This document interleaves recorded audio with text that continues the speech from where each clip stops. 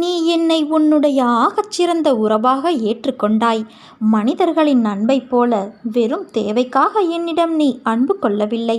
நீ வேண்டியது நிறைவேறினாலும் நிறைவேற தாமதமானாலும் நீ என்னிடம் காட்டும் அன்பில் சிறிதும் குறைவில்லை.